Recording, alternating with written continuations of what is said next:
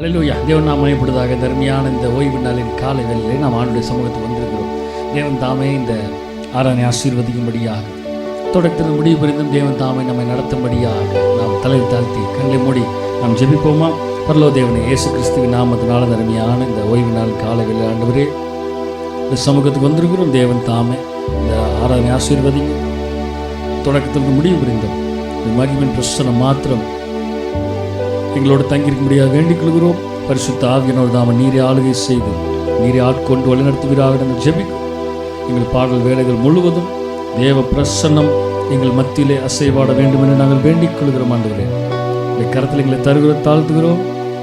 நீரை ஆளுகை செய்து நீரை பொறுப்படுத்துள்ள எல்லா தூக்கி கன மகிமை எல்லாம் ஒருவருக்கு மாத்திரமே நாங்கள் செலுத்துகிறோம். மீட்பரும் இரட்சகருமாய் இயேசு கிறிஸ்துவின் மூலம் ஜெபம் கேளும் எங்கள் ஜீவனுள்ள நல்ல பிதாவே. ஆமேன், ஆமேன், ஆமேன், ஆமேன், ஆமேன், ஆமேன். நம்ம ஒரு சில பாடலை பாடி தேவனுடைய நாமத்தை துதிப்போமாக. வெற்றி கோடி பிடித்திடுவோம், வீர நடை நடந்திடுவோம்.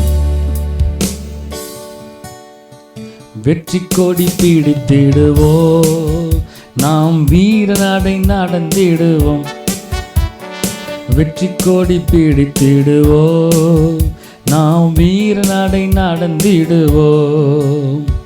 வெள்ளம் போல சாத்தான் வந்தாலும் ஆவிதானே கோடி பிடிப்பான். வெள்ளம் போல சாத்தான் வந்தாலும் ஆவிதானே கோடி பிடிப்பான். அஞ்சாதே என் மகனே, நீ அஞ்சாதே என் மகளே. அஞ்சாதே என் மகனே, நீ அஞ்சாதே என் மகளே. வெற்றி கோடி பிடித்திடுவோம், நாம் வீர நடை நடந்திடுவோம். வெற்றி கோடி பிடித்திடுவோம், நாம் வீர நடை நடந்திடுவோம்.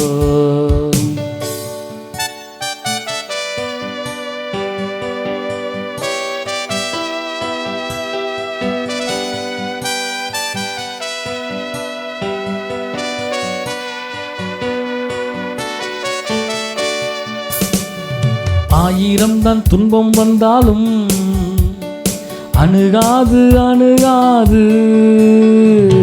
ஆயிரம் தான் துன்பம் வந்தாலும் அணுகாது அணுகாது. ஆவியின் பட்டயம் உண்டு, நாம் அழகையை வென்று விட்டோம். ஆவியின் பட்டயம் உண்டு, நாம் அழகையை வென்று விட்டோம். வெற்றி கோடி பிடித்திடுவோம், நாம் வீர நடை நடந்திடுவோம். வெற்றி கோடி பிடித்திடுவோம், நாம் வீர நடை நடந்திடுவோம்.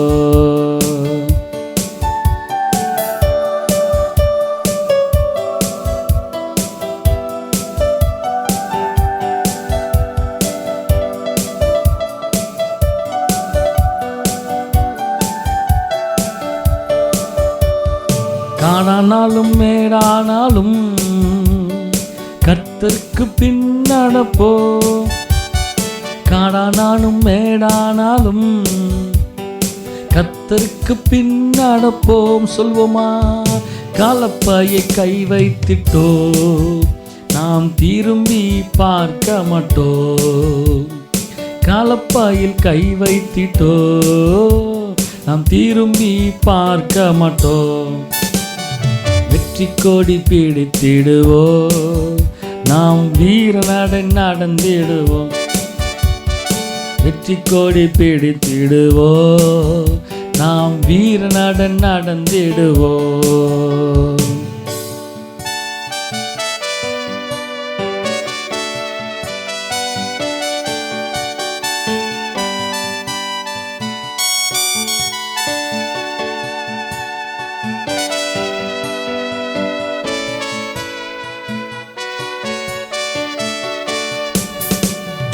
கோலியாத்தை முறியடிப்போ இயேசுவின் நாமத்தினால். ஆமென். கோலியாத்தை முறியடிப்போ இயேசுவின் நாமத்தினால். விசுவாச கேடயத்தா நம் பிசாசை வென்றிடுவோம். விசுவாச கேடயத்தா நம் பிசாசை வென்றிடுவோம். வெற்றி கோடி பிடித்திடுவோம். சொல்லுவோமா? நாம் வீர நடந்திடுவோம். வெற்றி கோடி பிடித்திடுவோம். நாம் வீர நடந்திடுவோம். ஓ ஆமே. வெள்ளம் போல சாத்தான் வந்தாலும் ஆவிதானே கோடி பிடிப்பா. வெள்ளம் போல சாத்தான் வந்தாலும் ஆவிதானே கோடி பிடிப்பா. அஞ்சாதே என் மகனே, நீ அஞ்சாதே என் மகளே, அஞ்சாதே என் மகனே. சொல்லுவோமா? நீ அஞ்சாதே என் மகளே. ஓ ஆமே. அஞ்சாதே என் மகனே, நீ அஞ்சாதே என் மகளே, அஞ்சாதே என் மகனே.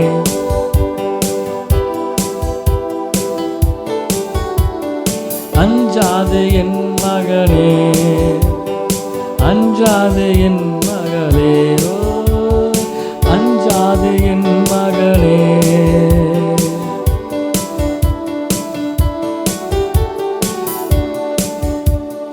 தேனிலும் இனிமையே, தேவிட்டாத அமுதமே. சொல்லுவோமா?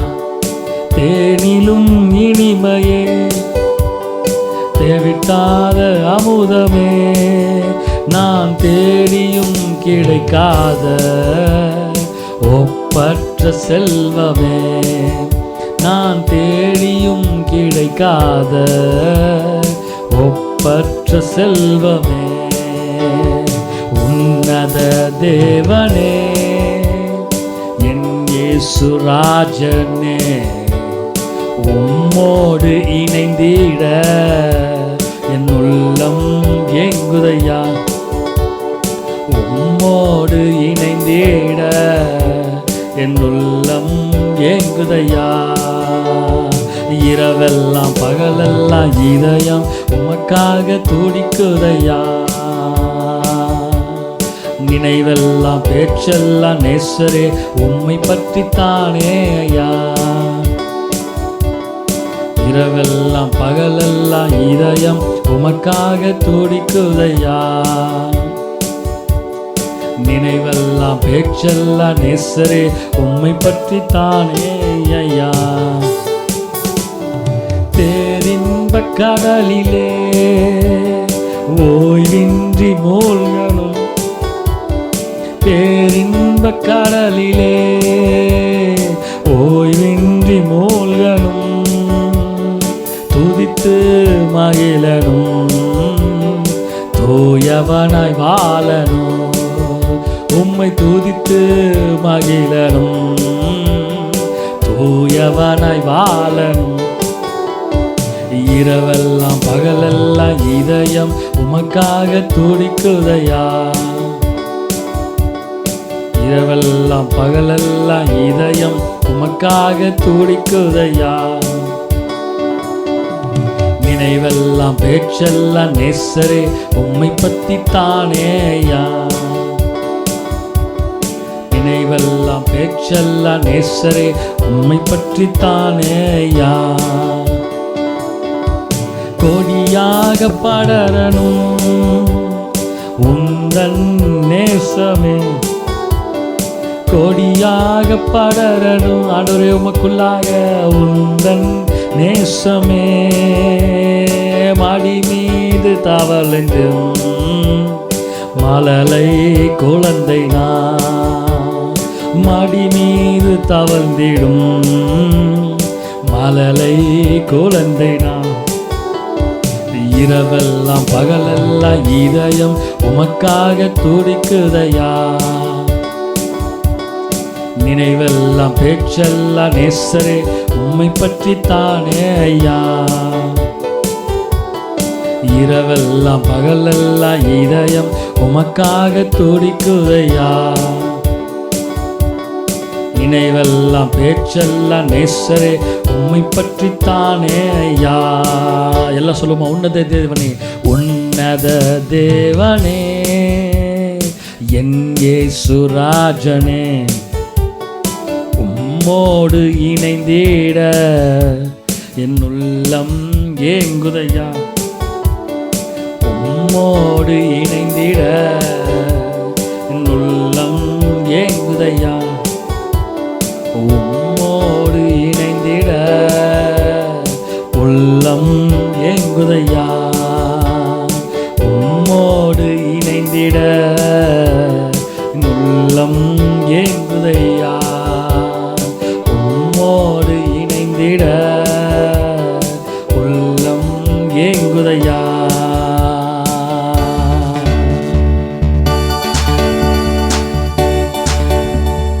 உம்மையே புகழ்வேன் ஓய்வின்றி, உம்மைத்தான் பாடுவேன் பலத்தோடு. உம்மையே புகழ்வேன் ஓய்வின்றி, உம்மைத்தான் பாடுவேன் பலத்தோடு. என் உயிருள்ள நாளெல்லாம் சொல்லுவோம், என் உயிருள்ள நாளெல்லாம் என் தகப்பன் நீதானையா. எல்லாமே பார்த்துக் கொள்வேன், என் தகப்பன் நீதானையா. எல்லாமே பார்த்துக் கொள்வே.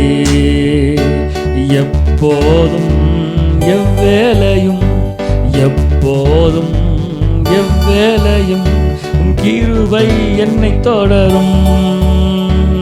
எப்போதும் எவ்வேளையும் சொல்லுவோமா, எப்போதும் எவ்வேளையும் உன் கிருபை என்னை தொடரும்.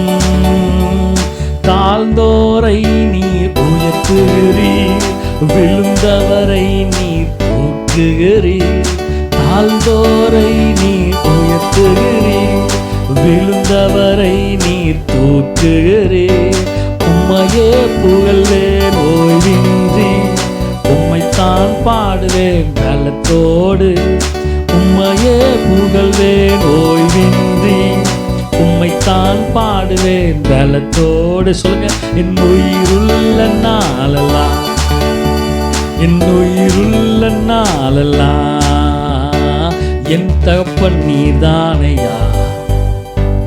எல்லாமே பார்த்துக் கொள்வீர், என் தகப்பன் நீதானையா. ஆமே, எல்லாமே பார்த்துக் கொள்வீர். எப்போதும் எவ்வேளையும் சொல்லுமா, எப்போதும் எவ்வேளையும் உன் கிருபை என்னை தொடரும்.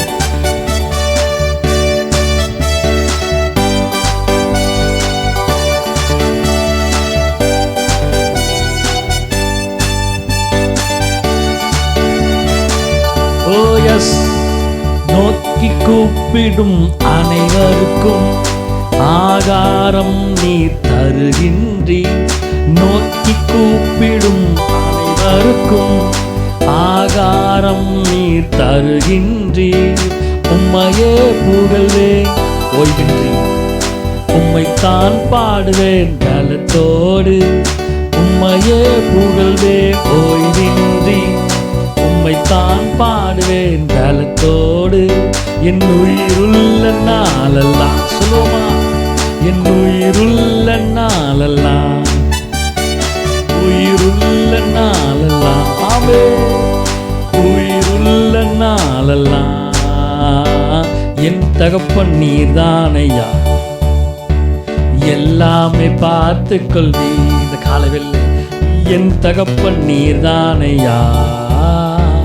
எல்லாமே பார்த்துக் கொள்வீர். எப்போதும் எப்போதும் எவ்வேளையும் சொல்லுமா, எப்போதும் எவ்வேளையும் கிருபை என்னை தொடரும். எப்போதும் எவ்வேளையும், எப்போதும் எவ்வேளையும் கிருபை என்னை தொடரும்.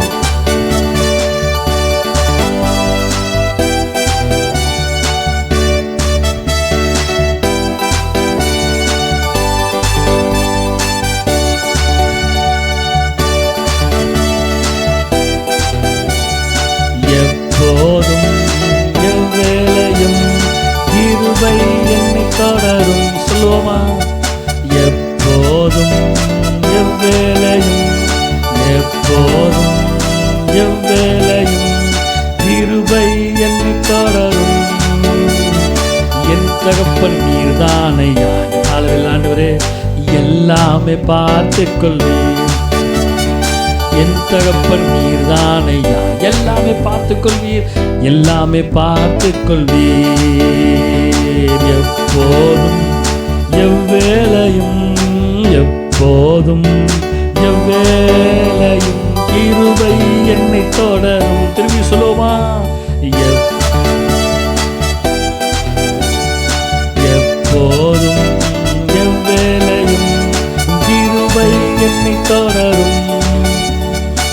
எப்போதும் எவ்வேளையும் எப்போதும் எவ்வேளையும் கிருபை என்னை தொடரும். திரும்பி சொல்லுங்க பார்க்கலாம். எப்போதும் எவ்வேளையும் எப்போதும் எவ்வேளையும் கிருபை என்னை தொடரும். கிருபை என்னை தொடரும். கிருபை என்னை தொடரும். அப்படி இருக்கிற இடத்துல எல்லா கண்களை மூடி ஹல்லேலூயா. உம்முடைய கிருபை எங்களை தொடரட்டும். உம்முடைய கிருபை எங்களை தொடரட்டும் ஆண்டவரே. உம்முடைய கிருபை எங்களை தொடரட்டும். உம்முடைய கிருபை எங்களை தொடரட்டும் அப்பா. இந்த ஓய்வு நாளின் காலை வேளையிலே உம்முடைய கிருபை எங்கள் மத்தியிலே எங்களோடு இருக்கிறதற்காக நன்றி செலுத்துகிறோம். உம்முடைய கிருபை எங்களை தாங்குகிறது. உம்முடைய கிருபை எங்களை நடத்துகிறது. ஹல்லேலூயா. எங்கள் தேவாதி தேவனே, எங்கள் மகிமையின் ராஜாதி ராஜாவே, மகத்துவமானவரே, உம்மையே நோக்கி பார்க்கிறோம். மகிமை மகிமை மகிமை மகிமை மகிமை மகிமை மகிமை மாட்சிமை மாறா என் நேசருக்கே. மகிமை மகிமை மாட்சிமை மாறா என் நேசருக்கே. தெய்வீக கூடாரமே, என் தேவனின் சந்நிதி, என் தேவனின் சந்நிதியே, தேடி ஓடி வந்தோ தெவிட்டாத பாக்கியமே. தெய்வீக கூடாரமே, என் தேவனின் சந்நிதியே, தேடி ஓடி வந்தோ தெவிட்டாத பாக்கியமே. மகிமை மகிமை மாட்சிமை மாறா என் நேசருக்கே. மகிமை மகிமை மாட்சிமை மாறா என் நேசருக்கே. மகிமை மகிமை மாட்சிமை மாறா என் நேசருக்கே.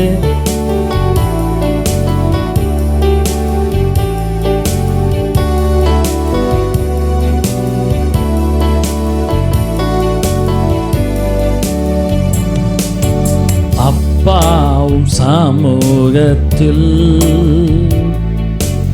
அப்பங்கள் நாங்களையா.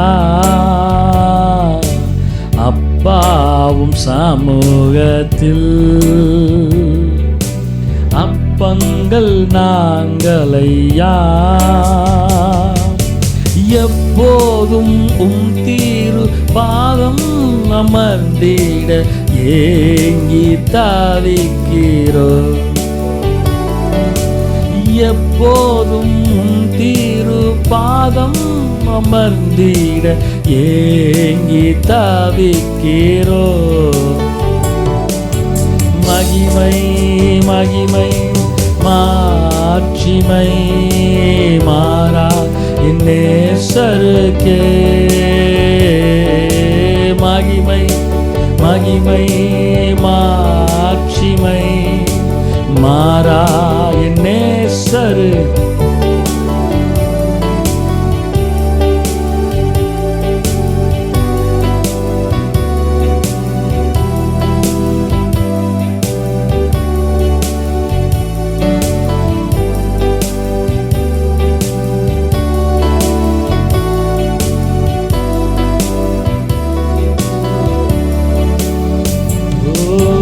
மகிமை மகிமை மாட்சிமை மாறா நேசருக்கே. மகிமை மகிமை மாட்சிமை. ஆமென். மகிமை மகிமை மாட்சிமை மாறா நேசருக்கே. மகிமை மகிமை மாட்சிமை மாறா நேசருக்கே. நன்றியோடும் புகழ் பாடலோடும் அவர் வாசலில் நுழைந்திடுவோ. நன்றியோடும் புகழ் பாடலோடும் அவர் வாசலில் நுழைந்திடுவோம். நல்லவரே கிருபை உள்ளவரே என்று நாளெல்லாம் உயர்த்திடுவோம். நல்லவரே கிருபை உள்ளவரே என்று நாளெல்லாம் உயர்த்திடுவோம். துதித்து துதித்து மகிழ்ந்திருப்போம். உயரம் அனைத்தும் மறந்திருப்போம். துதியின் நாடை அணிந்து துயரமெல்லாம் மறந்து துதித்து மகிழ்ந்திருப்போம். தூயவரில் மகிழ்ந்திருப்போம். துதியின் நாடை அணிந்து துயரமெல்லாம் மறந்து துதித்து மகிழ்ந்திருப்போம். தூயவரில் மகிழ்ந்திருப்போம். தூயவரில் மகிழ்ந்திருப்போம். தூயவரில் மகிழ்ந்திருப்போம். மட்டுமாக தேவனே நீங்க ஆளுகை செய்தீங்க. இனிமேலுமாக தேவ கிருபை எங்களோடு தங்கியிருப்பதாக நாங்கள் வேண்டிக் கொள்கிறோம். ஆண்டவரே எங்களோடு பேசுவீராக. கரத்தில் தருகிற தாழ்த்துகிறோம். நீரே ஆளுகை செய்து நீரே பொறுப்படுத்த உள்ளிட்டுகிறார். எல்லா துதி கன மகிமை நமக்கு ஒருவருக்கு மாத்திரமே நாங்கள் செலுத்துகிறோம். மீட்பரட்சியமா இயேசு கிறிஸ்துவின் ஜெபம் கேளு. ஜீவனுடன் நலப்பிதாவே. ஆமென் ஆமென் ஆமென்.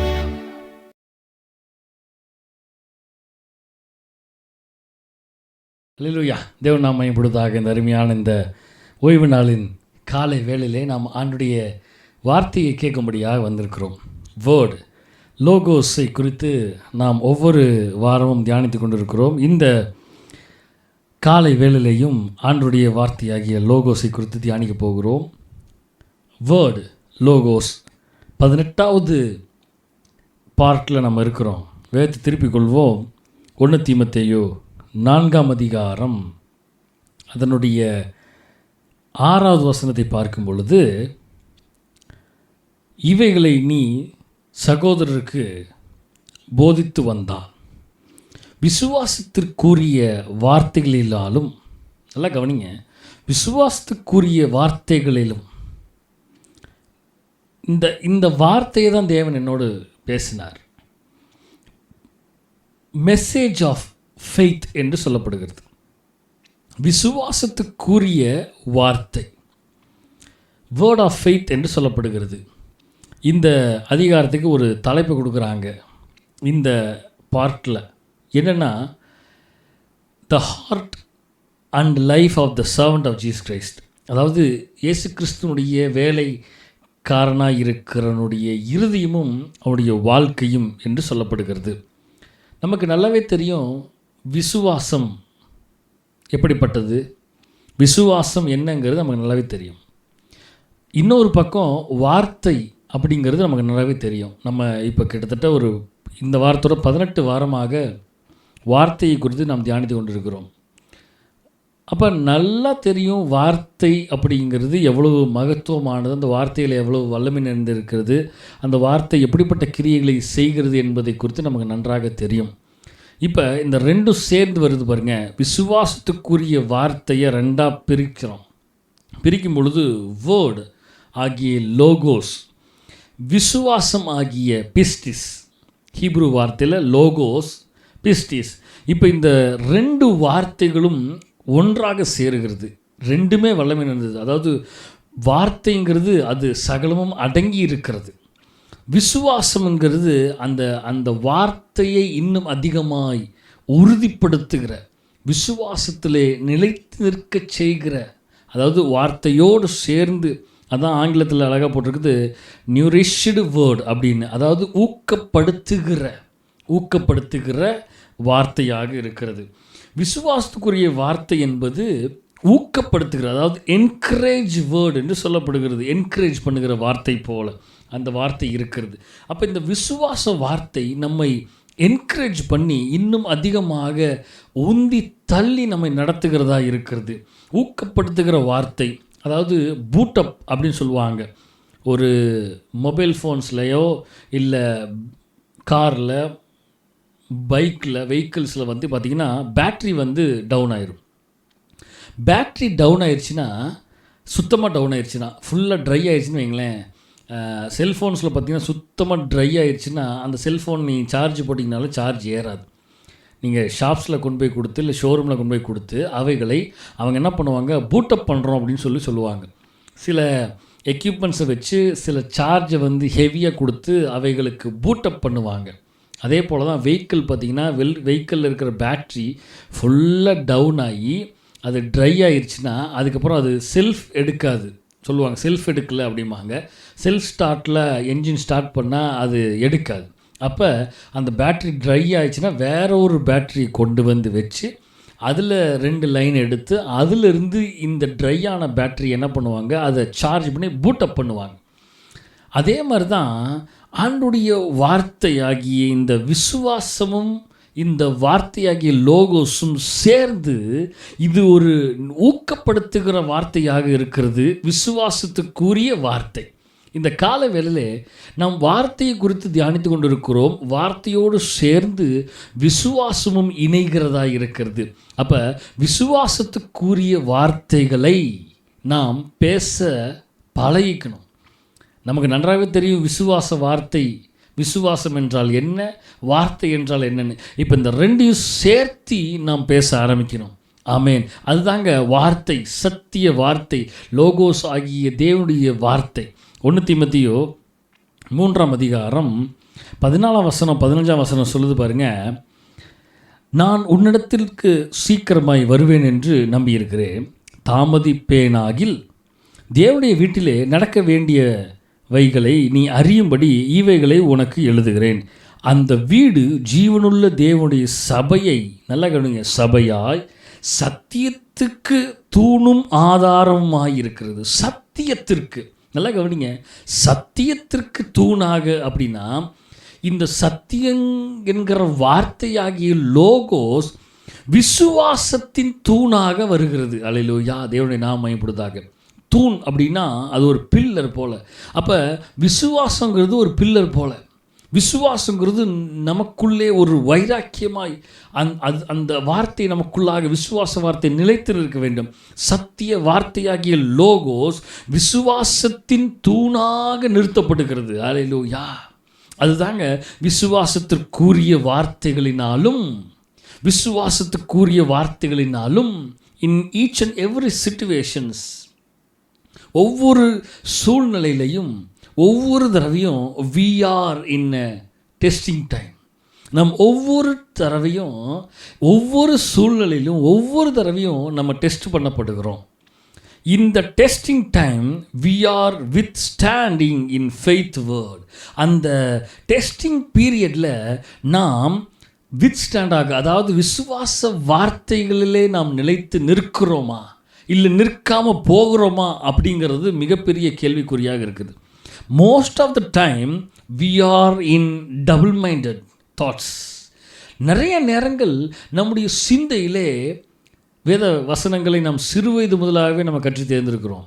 சிறுவயது முதலாகவே இந்த வார்த்தைகள் நமக்குள்ளாக ஓடிக்கொண்டே இருக்கிறது. ஆனாலும் நல்லா கவனிங்க, ஆனாலும் இந்த விசுவாசத்துக்குரிய வார்த்தைகள் நமக்குள்ளே போதிக்கப்பட்டு இருந்தாலும், நமக்கு நேராக போதிக்கப்பட்டு இருந்தாலும், அநேக நேரங்களிலே இந்த விசுவாச வார்த்தைகளை நம் சூழ்நிலையிலே நாம் எப்படியாக பார்க்கிறோம்.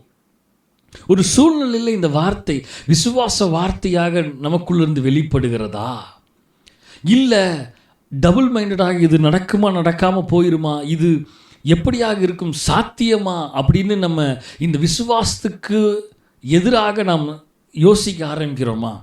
விசுவாசத்துக்குரிய வார்த்தைகளை நாம் கேட்டாலும் அநேக நேரங்களில் விசுவாசத்துக்குரிய வார்த்தைகளில் நாம் நிலைத்து நிற்காமல் இருக்கிறோம்.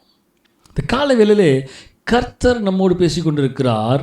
வேர்ட் ஆகிய லோகோஸ். இந்த லோகோஸ் எப்படியாக வருகிறது என்றால் பிஸ்டிஸாக வருகிறது. அதாவது விசுவாசத்துக்குரிய வார்த்தையாய் இந்த கால வேளையிலே நம்மோடு வருகிறது. ஆமென்.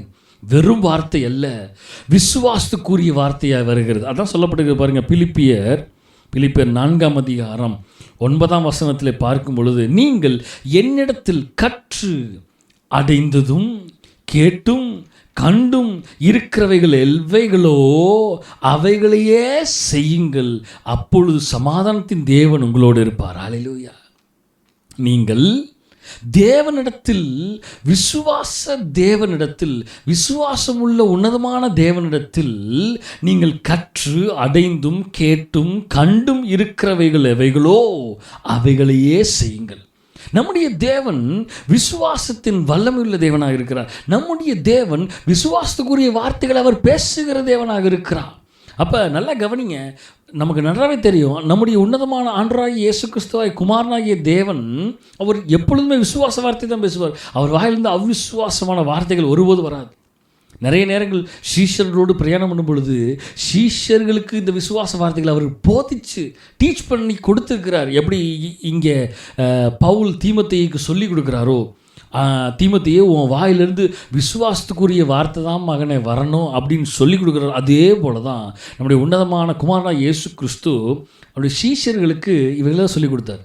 ஆனால் நிறைய நேரம் பார்த்திங்கன்னா, ஒரே ஒரு எக்ஸாம்பிள் சொல்ல முடியும். அவர்கள் பிரயாணப்பட்டு இக்கரையிலேருந்து அக்கறைக்கு போகிறாங்க. ஊழியத்தின் நிமித்தமாக பயங்கர டயர்டில் அவர் கொஞ்சம் நேரம் ரெஸ்ட் எடுப்போம், இந்த பிரயாணத்தில் ரெஸ்ட் எடுப்போம். ஏன்னா அதுக்கப்புறம் போய் அந்த பக்கம் போயிட்டால் ரெஸ்ட்டே இருக்காது, பயங்கரமான ஊழியம் இருக்குதுன்னு சொல்லி கொஞ்சம் நேரம் தலை சாய்த்துட்டார். இந்த தலை சாய்த்த நேரத்தில் என்ன ஆகுது, இந்த படவிலே காற்றும் கடலும் கொந்தளிக்க ஆரம்பிக்கிறது. கொந்தளிக்கும் ஆகும் பொழுது இவர்களுக்குள்ளாக விசுவாச வார்த்தையை அவர் போட்டிருந்தாலும், இவர்களுக்குள்ளாக இந்த விசுவாச வார்த்தையை கற்றுக் கொடுத்திருந்தாலும், சீஷர்களுக்கு இந்த விசுவாச வார்த்தையை எப்படி சிச்சுவேஷன்ஸில் அப்ளை பண்ணணும்னு தெரியாமல், சூழ்நிலையிலே அவர்கள் சூழ்நிலையை பார்த்து அவர்கள் அஞ்சினார்கள், பயந்தார்களே ஒழிய விசுவாசத்தோடு விசுவாசத்துக்குரிய வார்த்தையை அவர்கள் இம்ப்ளிமெண்ட் பண்ணல. அவர் சொல்கிறாங்க, ஐயரே, நல்லா கவனிங்க, அவங்க வாயிலிருந்து வர்ற வார்த்தையை கவனிங்க. ஐயரே, நாங்கள் மடிந்து போகிறது உமக்கு தெரியலையா? இப்போ அந்த மனிதனுடைய வாயிலிருந்து எப்படிப்பட்ட வார்த்தை வருகிறது? அந்த மனிதனுடைய வார்த்தையிலிருந்து வாயிலிருந்து எப்படிப்பட்ட வார்த்தை வருகிறது?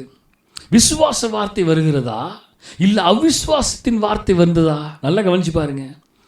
இந்த காலவேளை கர்த்தர் நம்மோடு பேசிக்கொண்டு இருக்கிறார். விசுவாசத்துக்குரிய வார்த்தைகளை பேசுங்க.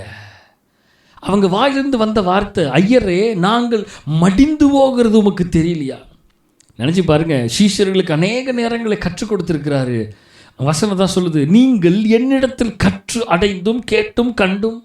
கற்று, அடுத்தது அவைகளை அடைந்து, அடுத்தது அவைகளை கேட்டு, அடுத்தது அவைகளை கண்டு இருக்கிறவைகள் எவைகளோ அவைகளையே செய்யுங்கள்.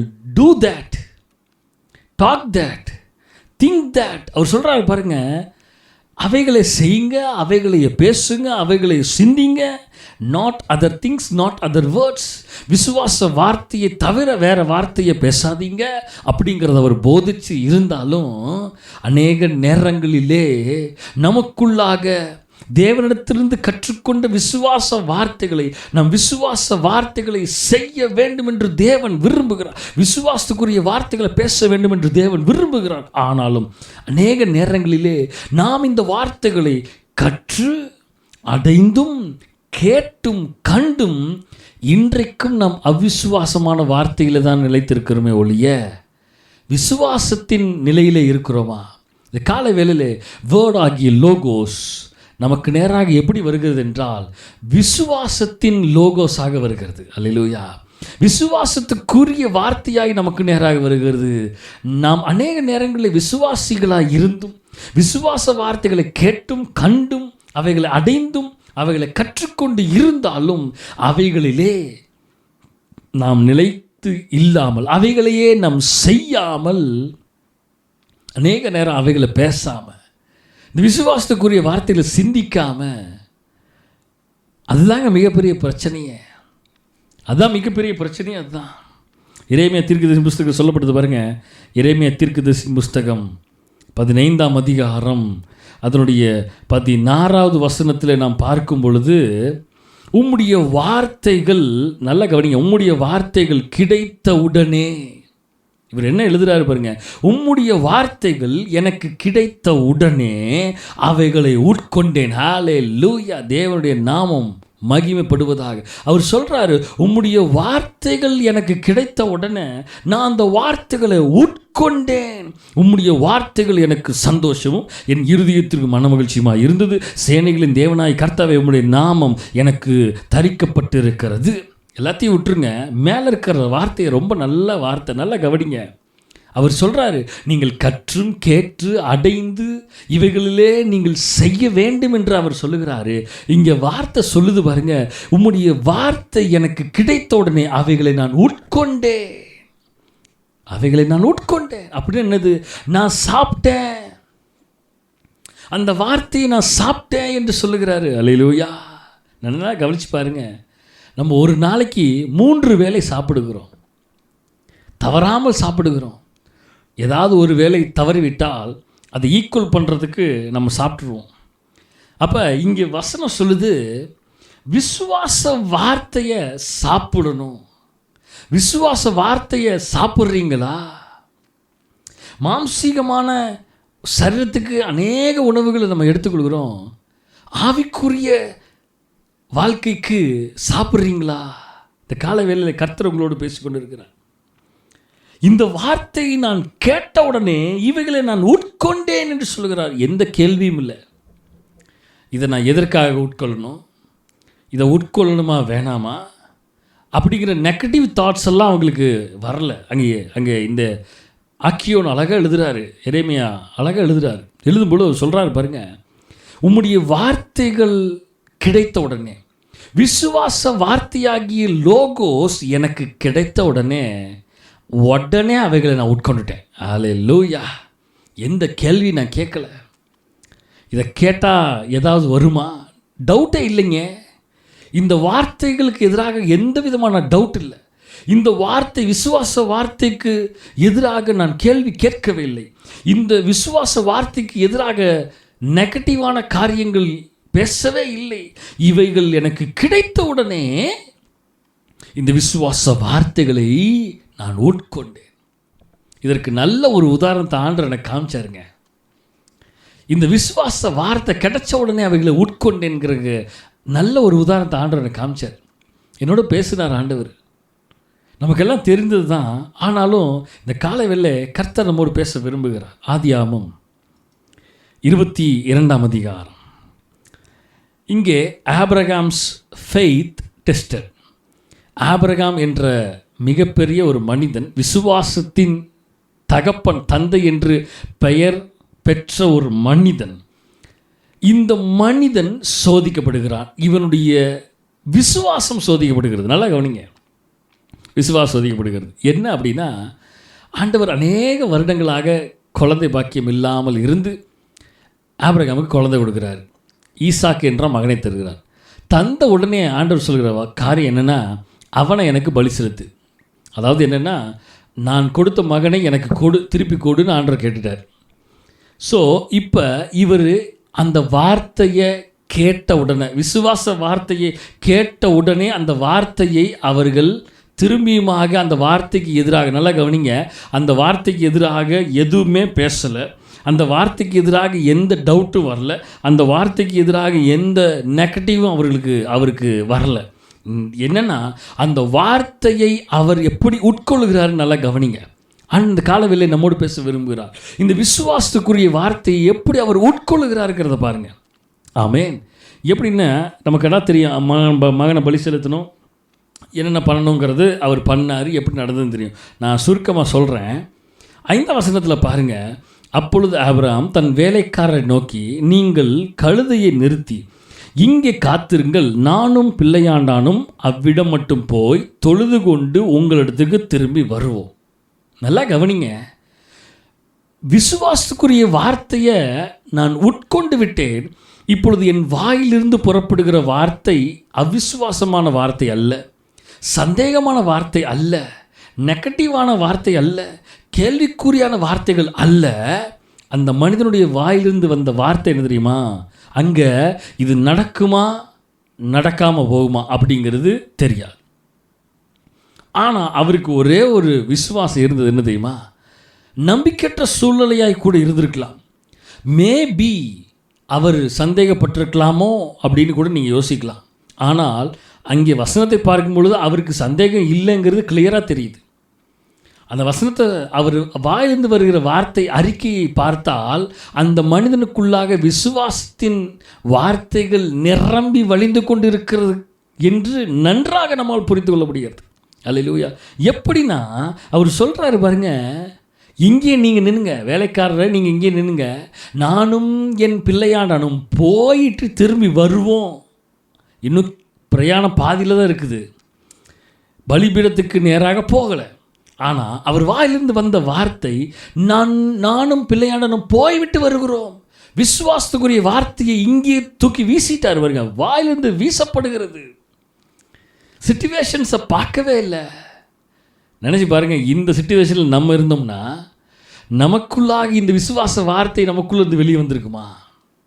இந்த காலவெளியில். அதனால தான் ஆண்டவராகிய வேர்டு, லோகோஸ், ஃபெய்த் லோகோஸ் நமக்கு நேராக வந்து கொண்டு இருக்கிறது. ஆண்டவர் நம்மோடு பேசி கொண்டு இருக்கிறார். அல்லேலூயா.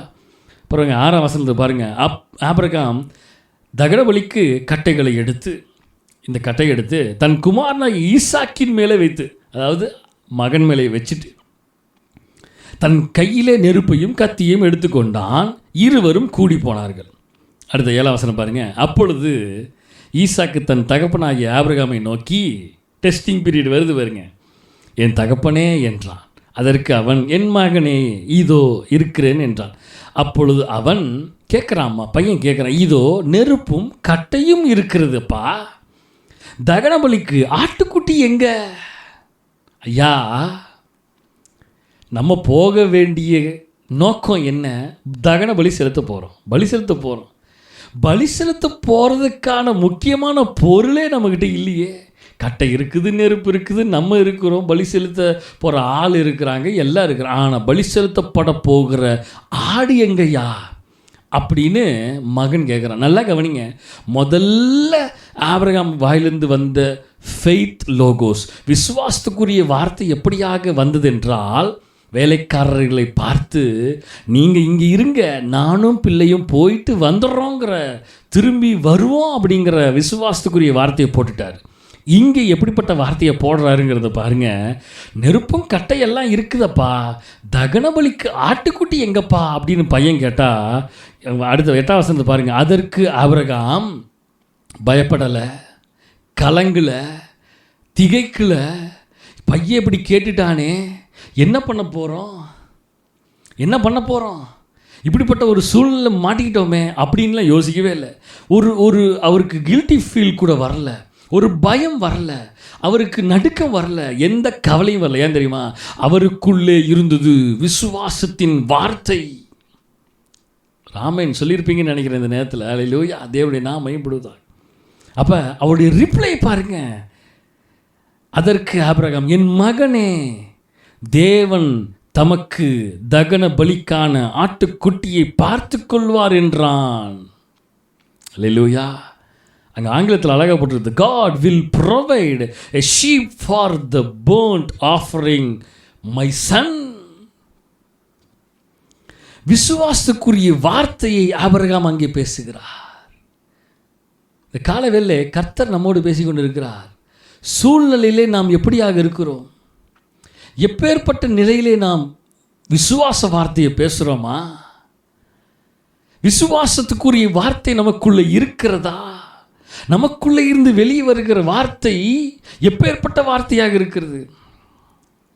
நல்லா கவனிங்க. That situation is not a normal situation. எப்பயும் போல் இருக்கிற சிச்சுவேஷன் அல்ல. ஏன்னா அது பலி செலுத்த போகிற நேரம். அது யாரை பலி செலுத்த போகிற நேரம்? மகனை பலி செலுத்த போகிற நேரம். That situation it's a terrible situation. அவருக்குள்ளே ஆனால் எந்த விதமான பயம் இல்லை, எந்த விதமான கலக்கம் இல்லை. He going to sacrifice his own son. அவருடைய ஒரே குமாரனை பலி செலுத்தும்படியாக அவர் கடந்து போகிறாருங்க. நல்லா கவனிங்க. பல நாள் காத்திருந்து தவம் இருந்து பெற்ற மகனை பலி செலுத்த போகிற அந்த மனிதனுடைய இருதயத்தில் கொஞ்சம் கூட அவிசுவாசம் இல்லை. விசுவாச வார்த்தையை பேசிகிட்டே இருக்கிறார். அவர் சொல்லுற பாருங்க, அவர் சொல்கிறாரு, அவருடைய வாயிலிருந்து வருகிற வார்த்தை, but is in his mouth faith word come. ஆண்டுடைய விசுவாசத்துக்குரிய வார்த்தை தான் அவர் வாயிலிருந்து வருகிறது. சொல்கிறாரு, God will provide my son. கர்த்தர் நமக்கு தருவார் மகனே. நல்லா கவனிங்க. இல்லாத நேரத்திலும் விசுவாசத்துக்குரிய வார்த்தையை பேசணும். நிறைய நேரம் நம்ம பண்ணுற தவறு என்ன தெரியுமா? இல்லாத நேரத்தில் நம்ம என்ன தெரியுமா பேசுகிறோம்? இல்லாத நேரத்தில் இல்லைன்னு புலம்பிக்கொண்டே நாம் இருக்கிறோம். இங்கே பாருங்க, ஆபிரகாம் இல்லை, அங்கே ஆட்டுக்குட்டி இல்லை, தகனபலிக்கான ஆட்டுக்குட்டியை கர்த்தர் பார்த்து கொள்வார் அப்படிங்கிற வார்த்தையை சொன்னார். அங்கே ஆட்டுக்குட்டி இல்லை, அவர் ஆட்டுக்குட்டியை இன்னும் பார்க்கல. ஆனால் அவர் வாயிலிருந்து வந்தது, இல்லாத நேரத்திலும் அவர் வாயிலிருந்து வந்த வார்த்தை விசுவாச வார்த்தை மட்டுமே. கர்த்தர் கொடுப்பார் மகனே. எப்படிப்பட்ட விசுவாச வார்த்தையை பேசுகிறார் பாருங்க. இந்த காலவேளையிலே ஆண்டவர் உங்களுக்கு சொல்லுகிற காரியம், இல்லாத நேரத்தில் விசுவாச வார்த்தையை பேசுங்க. ஆண்டவர் இல்லாதவர்களை இருக்கிறவர்களாக மாற்றுகிற உன்னதமான தேவன் அவர். அல்லேலூயா. அதுதான் அங்கே நடந்தது. வசனம் 13 பாருங்களேன். அதுக்கு நடுவில் எல்லாம் நடந்துச்சு. அவர் பலி செலுத்திருக்க போகிறாரு, மகனை கட்டி தூக்கி மேலே போடுறாரு, கத்தியை ஓங்குறாரு, எல்லாம் பண்ணுறாரு. கர்த்தர் தேவதூரன் வந்து நிறுத்துறாரு. அங்கே 13 பாருங்கள். ஆபிரகாம் தன் கண்களை ஏறெடுத்து பார்க்கும் பொழுது இதோ பின்னாக புதரிலே தன் கொம்புகள் சிக்கிக் கொண்டிருந்த ஒரு ஆட்டுக்கடாவை கண்டான். அப்பொழுது ஆபிரகாம் போய் கடாவை பிடித்து அதை தன் குமாரனுக்கு பதிலாக தகன பலியிட்டான். Abraham saw a ram, he took that and sacrificed the ram in place of his son. நல்லா கவனிங்க, தன் குமாரனுக்கு பதிலாக அவைகளை பலியிடுகிறான். அப்போ நல்லா கவனிங்க, இந்த காலவேளை கர்த்தர் சொல்கிறாரு, விசுவாசத்துக்குரிய வார்த்தையை போடணும், பேசணும். எங்கே பேசணும், எப்போ பேசணுங்கிறது ரொம்ப முக்கியம். எங்கே விசுவாச வார்த்தை இல்லையோ அங்கே விசுவாசத்துக்குரிய வார்த்தையை போடுங்க.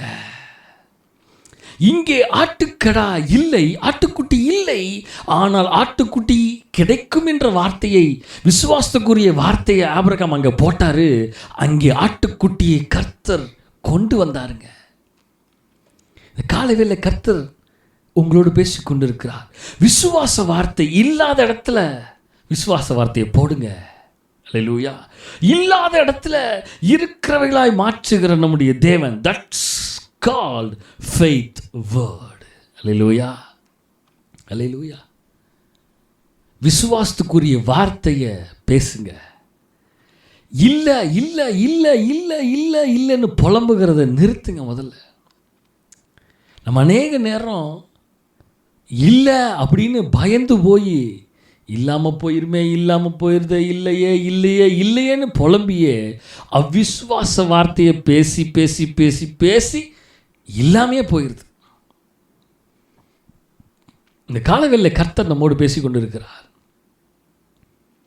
ஆபிரகாமை போல பேசுங்க, ஆபிரகாமை போல பேச பழகுங்க. அதனால தான் அந்த மனுஷனுக்கு பெயர் என்னது? விசுவாசத்தின் தகப்பன். ஏனென்றால் அங்கே இல்லவே இல்லை, ஒன்றுமே இல்லை. தகனபலிக்கான கட்டை இருந்தது, தகனபலிக்கான நெருப்பு இருந்தது, ஆனால் தகனபலிக்கான ஆடு அவர் கொண்டு போகலை. ஆனால் விசுவாசத்தை பேசி பேசி பேசி பேசிய அங்கே ஆட்டை கண்டுபிடிச்சிட்டான் அந்த மனுஷன். அல்லேலூயா. இது தாங்க இல்லாதவைகளை வரவழைக்கல உன்னதமான தேவனிடத்தில் விசுவாச வார்த்தையை பேசுங்க பேசுங்க பேசுங்க. உங்கள் வாழ்க்கையில் இல்லாதவைகளை இருக்கிறவைகளாக ஆண்டவர் உருவாக்குவார். அல்லேலூயா. அதான் வசனம் சொல்லுது, எபேசியர் 4 அதிகாரம் 15 வசனம் 16 வசனத்தை பார்க்கும் பொழுது, அன்புடன் சத்தியத்தை கைக்கொண்டு தலையாகி கிறிஸ்துவுக்குள் எல்லாவற்றிலையும் நாம் வளருகிறவர்களாக இருக்கும்படியாக அப்படி செய்தார். அவராலே சரீரம் முழுவதும் அதற்கு உதவியாக இருக்கிற சகல கணுக்களானாலும் இசைவாய் கட்டி இணைக்கப்பட்டு ஒவ்வொரு அவயமும் தன் தன் அளவுக்கு தக்கதாய் கிரியை செய்கிறபடியே அது அன்பினாலே தனக்கு பக்தி விருத்தி உண்டாக்குகிறதுக்கு ஏதுவாக சரீர வளர்ச்சியை உண்டாக்குகிறது. நல்லா கவனிங்க. 15 வசனம் சொல்லப்படுகிறது, சத்தியத்தை கை கொண்டு நம்முடைய வேலை என்ன? தலையாகிய கிறிஸ்துவுக்குள் எல்லாவற்றிலையும் நாம் வளர்களாக இருக்கணும். ஆமென். அப்போ நம்முடைய முக்கியமான காரியம் என்ன? சத்தியத்தை கை கொள்ளணும். அப்போ சத்தியம் ரொம்ப முக்கியம், விசுவாசம் ரொம்ப முக்கியம். இந்த விசுவாசத்துக்குரிய சத்தியம், விசுவாசத்துக்குரிய வார்த்தையாகிய சத்தியத்தை கை கொண்டு நம்முடைய மிகப்பெரிய வேலை என்னென்னா, தலையாகிய கிறிஸ்துவுக்குள்ள எல்லாவற்றிலையும் வளரணும். அப்போ கிறிஸ்து சொல்லி கொடுக்கறது என்னென்னா, விசுவாசத்தில் நிலைச்சிருக்கணும், வார்த்தையை பேசணும் அப்படிங்கிறது தான். அதில் ரொம்ப முக்கியமாக போட்டிருக்குது. அந்த வார்த்தை பேசுறதுனால சரீர வளர்ச்சி ஆகுது, ஒவ்வொரு அவயமும் தன் தன் அளவுக்கு தக்கதாக கிரியை செய்கிறது, பக்தி விருத்தி உண்டாக்குறது, சரீர வளர்ச்சி உண்டாக்குறதுன்னு பார்த்தோம். நான் இந்த இடத்துல எப்படி பார்க்கிறேன், இந்த வார்த்தையை தியானித்து கொண்டு இருக்கும் பொழுது தேவன் எனக்கு என்ன கண்ணோட்டத்தில் இந்த வார்த்தையை பார்க்கும்படியாக உணர்த்தினார் அப்படிங்கிறத நான் அப்படியே உங்களுக்கு சொல்கிறேன். ஹவு நான் பார்த்தேன் இந்த வார்த்தையை. இந்த வார்த்தை என்ன சொல்லுதுன்னா, சரீர வளர்ச்சியை உண்டாக்குறது, பாடி க்ரோத் அப்படின்னு சொல்லப்படுகிறது. நான் இதை எப்படி பார்க்குறேன்னா, பாடி க்ரோத்தாக பார்க்கல. சரீர வளர்ச்சிக்கு நம்ம மாம்சீகமாக நிறைய உணவுகளை, உலக பிரகாரமான உணவுகளை சாப்பிட்டுட்டு தான் இருக்கிறோம். ஆனால் ஆவிக்குரிய குரோத்தாக நான் பார்க்குறேன். இப்போ ஆவிக்குரிய குரோத்தாக பார்த்தா ஆவிக்குரிய வளர்ச்சிக்கு என்ன தேவை இருக்கிறது? நல்லா சொல்லுங்கள், நல்லா கவனிங்க. ஆவிக்குரிய தேவைக்கு என்ன முக்கியமான, ஆவிக்குரிய வளர்ச்சிக்கு என்ன முக்கியமான தேவை இருக்குன்னா, அந்த வார்த்தை தான். என்ன வார்த்தை? விசுவாச வார்த்தை தான். அந்த விசுவாச வார்த்தையை பேச பேச பேச சரீர வளர்ச்சிக்கு உணவு இருக்கிறது போல ஆவிக்குரிய வளர்ச்சிக்கு வேர்ட் ஆகிய லோகோஸ் நமக்கு தேவைப்படுகிறது.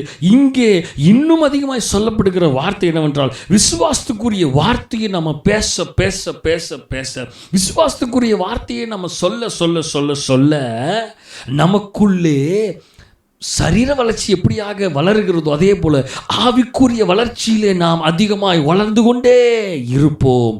அப்போ நம்ம வாயிலிருந்து தானாக வருகிற வார்த்தை என்ன வார்த்தை தெரியுமா வரும்? விசுவாசத்துக்குரிய வார்த்தை தான் வருமே ஒழிய அவிசுவாசத்துக்குரிய வார்த்தை வரவே வராது. அல்லேலூயா, அல்லேலூயா. கொலேசியர் 2 அதிகாரம் 19 வசனத்தை பாருங்க. மாய்மான தாழ்மையிலும் தேவ தூதர்களுக்கு செய்யும் ஆராதனையிலும் விருப்பம் முற்று காணாதவைகளிலே துணிவாய் நுழைந்து தன் மாம்ச சிந்தியினாலே வீணாய் இருமாப்பு கொண்டிருக்கிற எவனும் உங்கள் பந்தய பொருளை நீங்கள் இழந்து போகும்படி உங்களை வஞ்சியாதிருக்க பாருங்கள். அதாவது என்ன சொல்கிறாருன்னா, உங்கள் பந்தய பொருளை நீங்கள் இழந்து போயிடாதீங்க. இப்போ ஒருத்தர் பந்தயத்துக்கு ஓடுறார், ஒரு ரேஸில் ஒரு மனுஷன் ஓடுறான்னு வைங்க. அந்த மனுஷன் பந்தயத்துக்கு ஓடுற மனுஷன் எல்லாவற்றிலேயும் அவன் இச்சை அடக்கம் உள்ளவனாய் இருப்பான். அவன் ப்ராக்டிஸ் பண்ணுவான். எப்படி ப்ராக்டிஸ் பண்ணுவான்னா, எப்படியாவது அந்த லக்கை அடைஞ்சு தீரணும் அப்படிங்கிறதுக்கு ப்ராக்டிஸ் பண்ணுவான். ப்ராக்டிஸ்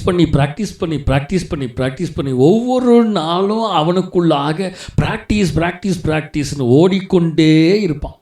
டைம் லிமிட்டை வச்சுட்டு எவ்வளோ வேகமாக ஓடணும், இன்னும் அதிகமாக ஓட வேண்டும், இன்னும் ரீச் பண்ணணும், எப்படியாவது பந்தயத்தின் லக்கை அடைந்தே தீர வேண்டும் என்ற நோக்கத்தில் ப்ராக்டிஸ் பண்ணுவான். இழந்து போகாதபடிக்கு அவன் ப்ராக்டிஸ் பண்ணுவான். அப்போ விசுவாசத்துக்குரிய வார்த்தையை நீங்கள் பேசிக்கொண்டே இருந்தீங்கன்னா நீங்கள் கண்டிப்பாக பந்தய பொருளை நீங்கள் அடைவீர்கள்.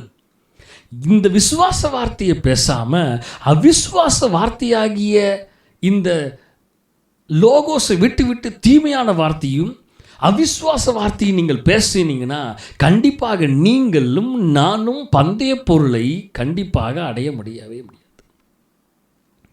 இந்த காலை வேளையில் ஆண்டவர் நம்மோடு சொல்லுகிறார், விசுவாசத்துக்குரிய வார்த்தையை பேசுங்க. அப்போ தான் நீங்கள் பந்தய பொருளை நீங்கள் பெற்றுக்கொள்ள முடியும். பந்தயத்துக்கான பொருளை நீங்கள் இழந்து போகாதபடிக்கு எச்சரிக்கையாக இருங்க. அல்லேலூயா. அதுதான் கொலோசியர் 3ஆம் அதிகாரம் 16-17 சொல்லப்படுகிறது, கிறிஸ்துவின் வசனம் உங்களுக்குள்ளே சகல ஞானத்தோடும் பரிபூர்ணமான வாசமாக இருப்பதாக.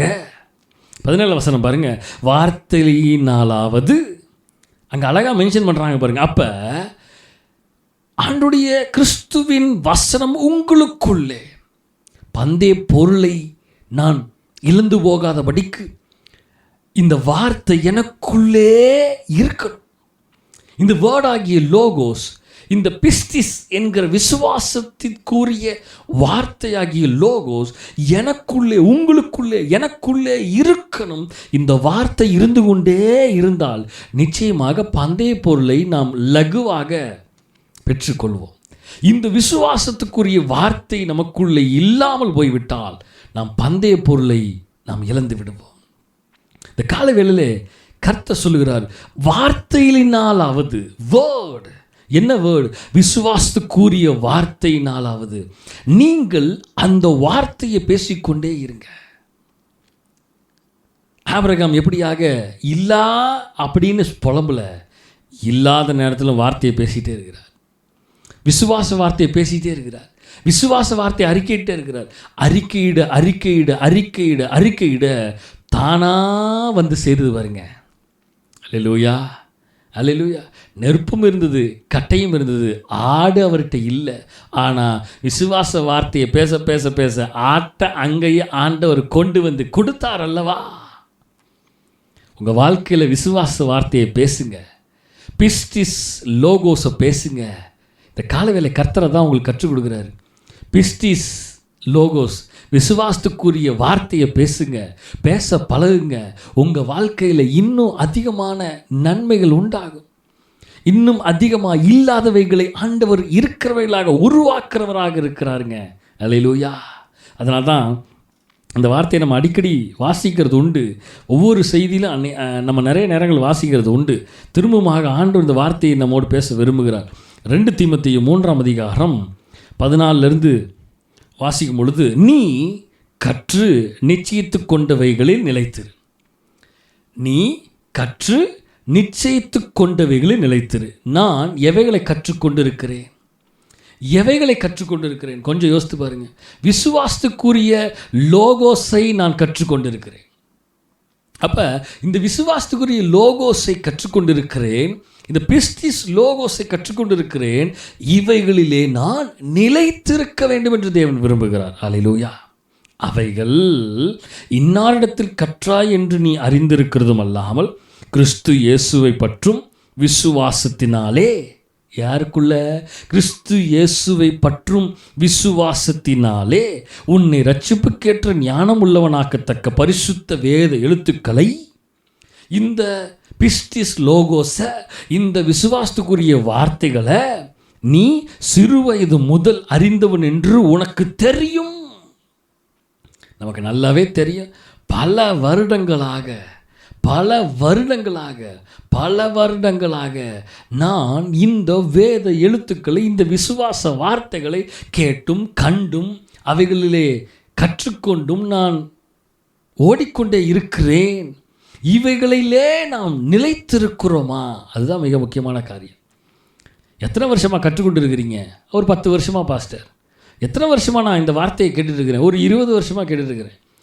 20 வருஷமாக இந்த விசுவாச வார்த்தையை நான் கேட்டுக்கொண்டு இருந்தும் இன்றைக்கும் ஒரு சூழ்நிலை வந்துவிட்டால் என்னுடைய இருதயத்திலிருந்து ஒரு சந்தேகம்தான் எழும்புகிறதே ஒழிய, பரவாயில்ல இல்லை, ஆனாலும் ஆண்டவர் இருக்கிறவைகளாக மாற்றுவார் என்ற விசுவாச வார்த்தை வெளியே வருகிறதா?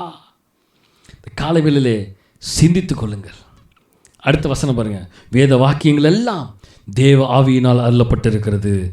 தேவனுடைய மனுஷன் தேறினவனாகவும் எந்த நற்கிரியும் செய்ய தகுதி உள்ளவனாகவும் இருக்கும்படி அவைகளை உபதேசத்துக்கும் கடிந்து கொள்ளுதலுக்கும் சீர்திருத்தலுக்கும் நீதியை படிப்பிக்கிறதுக்கும் பிரயோஜனம் உள்ளவைகளாக இருக்கிறது. அவைகள் உபதேசத்துக்கும், உபதேசம் என்னது? டாக்டரின்ஸ், ஆண்டுடைய வார்த்தைகளுக்கும். இந்த வார்த்தை தேவனுடைய மனுஷன் கேட்டு நடக்கிற மனிதன் தேறினவனாக இருக்க வேண்டும். அப்போ இந்த கால வேளையிலே விசுவாசத்துக்குரிய வார்த்தைகளிலே நீங்கள் தேறினவர்களாய் இருக்கிறீர்களா? சிந்தித்து கொள்ளுங்கள். தேறினவர்களாய் இல்லை என்றால் தயவுசெய்து இந்த காலை வேளையில் ஆண்டுடைய வார்த்தை நமக்கு நேராக வருகிறது. நீங்கள் விசுவாசத்துக்குரிய வார்த்தையிலே தேறினவர்களாய் இருங்க, தேறினவர்களாய் மாறுங்க, தேறினவர்களாய் வளருங்க. ஏன்னா இந்த வார்த்தை ரொம்ப முக்கியம். இந்த விசுவாசத்துக்குரிய வார்த்தை நமக்குள்ளே கிரியை செய்ய வேண்டும். நமக்குள்ளே கிரியை செய்யாமல் போய்விட்டால் சூழ்நிலையை பார்த்தும் காரியங்களை பார்த்தும் நாம் அவ்விசுவாசத்திலே மடிந்து போகாதபடி விசுவாசத்திலே நிலைத்திருக்கிறவர்களாய் நாம் வாழ வேண்டும் என்று இந்த கால வேளை தேவன் நம்ம கற்றுக் கொடுக்கிறார். தேவன் நம்மோடு பேசின பிஸ்டிஸ் லோகோஸ், விசுவாசத்துக்குரிய வார்த்தை இதுதான், விசுவாசத்துக்குரிய வேர்டு இதுதான். இந்த வார்த்தையை பிடித்து கொள்ளுங்க, இந்த விசுவாசத்துக்குரிய வார்த்தையை பேசுங்க, இந்த விசுவாசத்துக்குரிய வார்த்தையில் நிலைத்திருங்க. ஆண்டவர் இல்லாதவைகளை இருக்கிறவைகளாக உங்கள் வாழ்க்கையை மாற்றுவாராக. ஆமென். தலையில் தாழ்த்தி ஜெபம் பண்ணுமா? பரலோக தேவனே, இயேசு கிறிஸ்துவின் நாமத்தினால் அந்த அருமையான இந்த காலை வேளையிலே ஆண்டவரே எங்களோடு பேசின இந்த நல்ல வார்த்தைக்காக நன்றி செலுத்துகிறோம். விசுவாசத்துக்குரிய வார்த்தைகளை நாங்கள் பேசுகிறவர்களாய், அவைகளிலே நாங்கள் நடக்கிறவர்களாய், அவைகளிலே நாங்கள் ஆண்டவரே வாழுகிறவர்களாய் நாங்கள் இருக்க தேவன் கிருபை செய்வீராக நாங்கள் ஜெபிக்கிறோம். ஆண்டவரே, இந்த வேத எழுத்துக்களை நாங்கள் சிறு வயது முதலாய் நாங்கள் அறிந்திருக்கிறோம், கற்றுக்கொண்டிருக்கிறோம். ஆனாலும் சில சமயங்களிலே சூழ்நிலையிலே ஆண்டவரே நாங்கள் விசுவாசத்தை விட்டு வழிவிலகி ஆண்டவரே எங்களுக்குள்ளாக ஒரு சந்தேகம், டவுட் வருகிறது, கேள்விகள் வருகிறது, எழும்புகிறது. இது நடக்குமோ, நடக்காமல் போயிடுமோ அப்படிங்கிற கேள்விகள்லாம் எழும்பி இருக்கலாம். ஆனால் இந்த காலை வேளையிலே உடைய வார்த்தை ரொம்ப தெளிவாக எங்களோடு நீர் பேசுகிறீங்க. ஆண்டவரே, என்ன சூழ்நிலையாக இருந்தாலும் சரி, ஒரு கேள்வியும் கேட்காமல், எந்த சந்தேகமும் இல்லாமல், எந்த நெகட்டிவ்ஸான தாட்ஸ் இல்லாமல், ஆபிரகாமை போல இல்லாத நேரத்திலையும் கர்த்தர் பார்த்துக்கொள்வார் அப்படிங்கிற விசுவாச வார்த்தையை நாங்கள் அறிக்கையிட்டு, விசுவாசத்துக்குரிய வார்த்தைகளை நாங்கள் அறிக்கையிட்டு நாங்கள் முன்னேறி செல்லுகிறவர்களாய் வாழுகிறவர்களாய் நாங்கள் இருக்க தேவனே கிருபை செய்வீராக நாங்கள் ஜெபிக்கிறோம். உடைய கரத்தில் எங்களை தருகிறோம், தாழ்த்துகிறோம். நீரே ஆளுகை செய்து நீரே பொறுப்படுத்த வழிநடத்துவீராக. எல்லா துதி கன மகிமை எல்லாம் நமக்கு ஒருவருக்கு மாத்திரமே நாங்கள் செலுத்துகிறோம். மீட்பெரும் ரட்சகருமா இயேசு கிறிஸ்துவின் மூலம் ஜெபம் கேளும் எங்கள் ஜீவனுள்ள நல்ல பிதாவே, ஆமென். என் ஆத்துமாவே கர்த்தரை ஸ்தோத்திரி, என் முழுமையோட விசுத்த நாமத்தை ஸ்தோத்திரி. என் ஆத்துமாவே கர்த்தரை ஸ்தோத்திரி. கர்த்தர் செய்த சகல உபகாரங்களையும் மறவாதே. ஆமேன், ஆமேன்.